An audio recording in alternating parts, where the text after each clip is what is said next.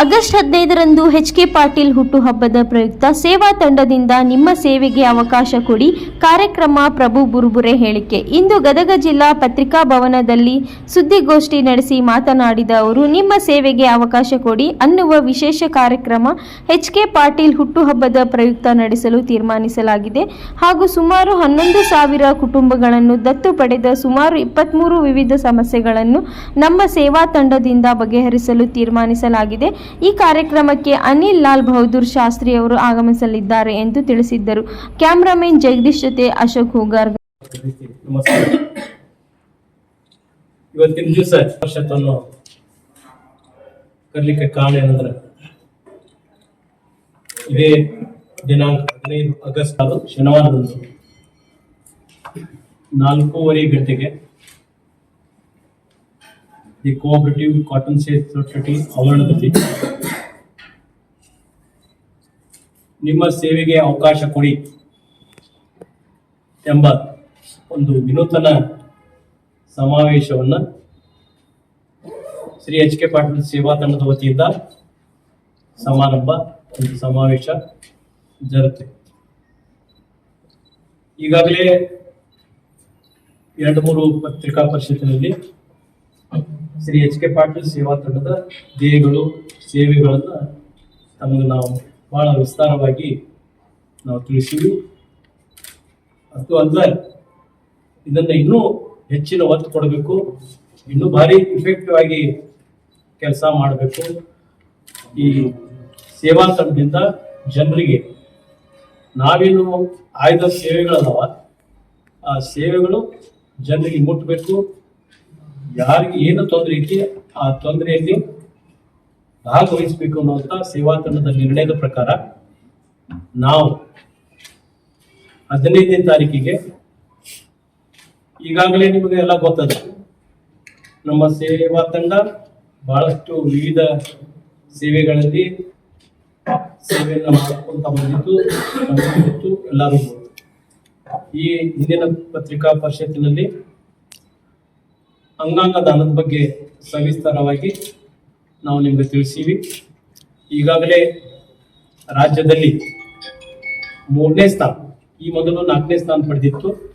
ಈಗ ರಾಜ್ಯದಲ್ಲಿ 4ನೇ ಸ್ಥಾನಕ್ಕಿಂತಲೂ 500ಗಿಂತ ಹೆಚ್ಚು ಅಂಗಾಂಗ ದಾನಗಳನ್ನ ನಮ್ಮ ಸೇವಾ ತಂಡ ನೋಂದಣಿ ಮಾಡಿದ್ದು ಇಲ್ಲಿ ನಾನು ನಿಮ್ಮ ಎದುರಿಗೆ ಸ್ಮರಿಸಲಿಕ್ಕೆ. ಇನ್ನು ಬಹಳಷ್ಟು 23ರಿಂದ 25 ಸೇವೆಗಳು ನಮ್ಮ ಸೇವಾ ತಂಡದಲ್ಲಿ ಅಧಿಕೃತವಾಗಿ 15ನೇ ತಾರೀಕು ದಿವಸ ನಾವು ಅದನ್ನು ನಮ್ಮ ನಾಯಕರಾದ ಎಚ್.ಕೆ. ಪಾಟೀಲ್, ಬಿ.ಆರ್. ಪಾಟೀಲ್ರು ಆ ದಿವಸ ಸಮಾರಂಭಕ್ಕೆ ಬರ್ತಾರ. ಒಂದು ವಿಶೇಷ ಆ ದಿವಸ ನಮ್ಮದು ನಿರ್ಣಯದಂತೆ 11,000 ಮನೆಗಳನ್ನ 11 ಫ್ಯಾಮಿಲಿಯನ್ನು ನಾವು 11,000 ಕುಟುಂಬಗಳನ್ನ ನಾವು ದತ್ತಕ್ಕೆ ತಗೊಂತೀವಿ. ಅಂದ್ರೆ ಪ್ರತಿ ಕ್ಯಾಪ್ಟನ್ಗೆ 50 ಮನೆ, ಪ್ರತಿ ಕ್ಯಾಪ್ಟನ್ಗಳಿಗೆ 50 ಮನೆ, ಅವರ ಆಯ್ದ ಮನೆ ಅವ್ರನ್ನ ನಾವು ದತ್ತಕ್ಕೆ ಕೊಡ್ತೀವಿ.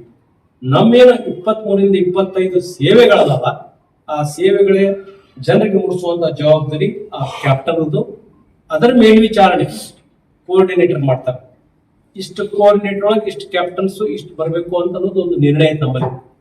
ಈಗಾಗಲೇ 577 ಕ್ಯಾಪ್ಟನ್ಗಳು ನಮ್ಮಲ್ಲಿ ನಮ್ಮ ಸೇವಾ ತಂಡಕ್ಕೆ ತಮ್ಮ ಸೇವೆ ಮಾಡಿಕತ್ತಾರ.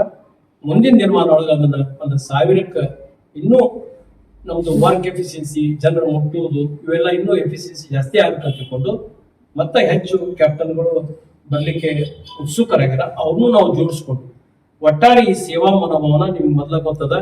ಯಾವುದೇ ರಾಜಕೀಯ ಇಲ್ಲ, ಯಾವುದೇ ಜಾತಿ ಪಾತಿ ಏನಿಲ್ಲ, ಎಲ್ಲರೂ ನಮ್ಮವರು, ಯಾರೇ ಇರಲಿ ಅವ್ರು ನಮ್ಮವರು.